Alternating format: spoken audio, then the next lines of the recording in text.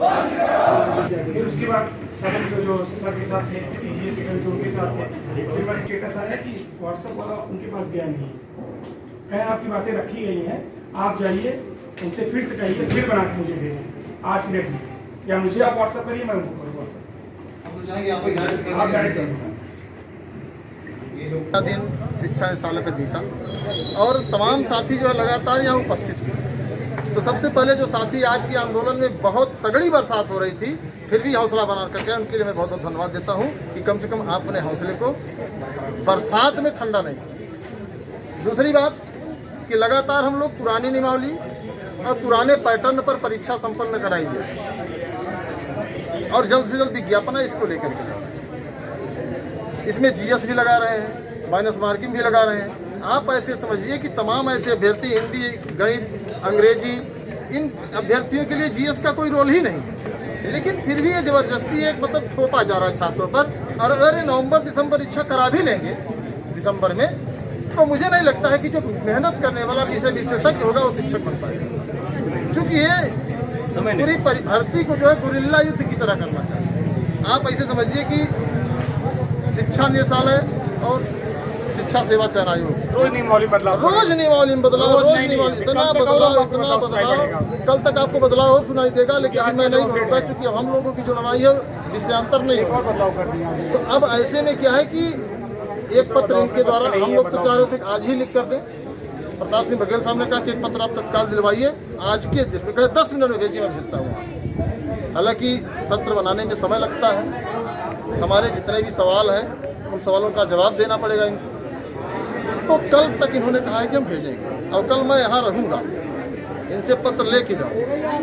अगर कल पत्र हमें नहीं मिलता है तो जैसे कई हमारे साथियों ने कहा, पहले तो सवाल ही नहीं पैदा होता कि नहीं मिलेगा पत्र, नहीं कल भेजेंगे, और कल भेजेंगे भी। नहीं मिलता है तो उसके पास हमारे पास कई विकल्प हैं, उन विकल्पों से हम इनसे निपट लेंगे, या जो भी आएगा उससे निपट लेंगे।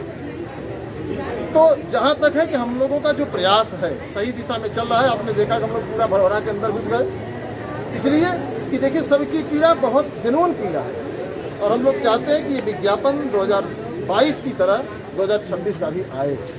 कोई भी परिवर्तन नहीं चाहिए, चाहे वो जीएस की प्रश्न हो, चाहे माइनस मार्किंग हो, चाहे जो है डिग्रियों का जो इधर उधर खेला हुआ है, या फिर जो है प्रोग्राम बीएड के साथ।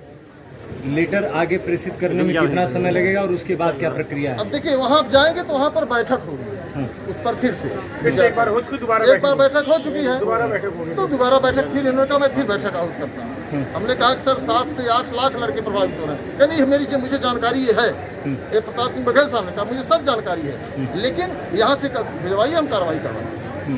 तो हम लोग आज इनसे कहे हैं, और ये कल इन्होंने कहा कि कल मैं भिजवा दूंगा, तो कल भिजवाएंगे। नहीं फिर परसों की तारीख वो इलाहाबाद के इतिहास में ऐसी तारीख होगी कि पूरा जलजला मचा दिया जाएगा, किसी को डरना नहीं।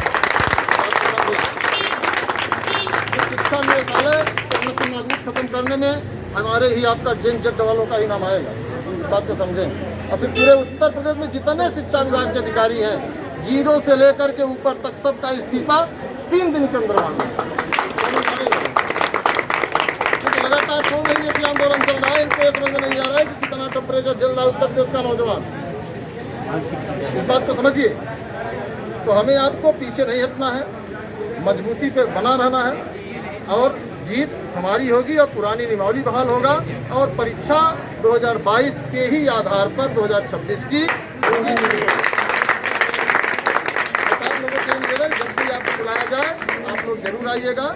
हम लोग डरने वाले लोग नहीं हैं। अगर हम लोग केंद्रीय शिक्षा मंत्री का इस्तीफा ले सकते हैं, ये सब तो छोटी मोटी नदियां हैं, जब चाहेंगे जहां चाहेंगे रोक।